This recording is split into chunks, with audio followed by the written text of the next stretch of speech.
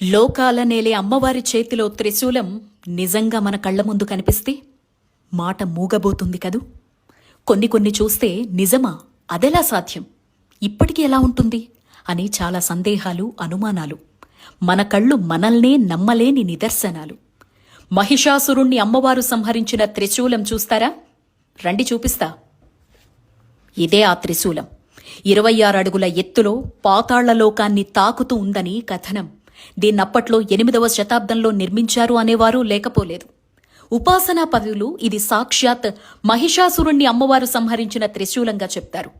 ఇది ఉత్తరాఖండ్ రాష్ట్రంలో చార్ధామ్ యాత్రలో భాగంగా యమునోత్రి నుంచి గంగోత్రికి వెళ్లేటువంటి మార్గంలో ఉన్న ఉత్తర కాశీలో అత్యంత పురాతనమైన కాశీ విశ్వనాథుడి మందిరంలో ఉంటుంది.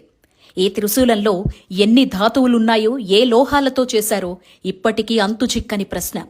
అలాగే నువ్వెంత బలశాలివైనా రేణువంత కూడా కదపలేవు. అదే అమ్మకు దాసుడువై వేలితో కదిపి చూడు, కదులుతుంది. ఎంతటి అదృష్టవంతులం మనం.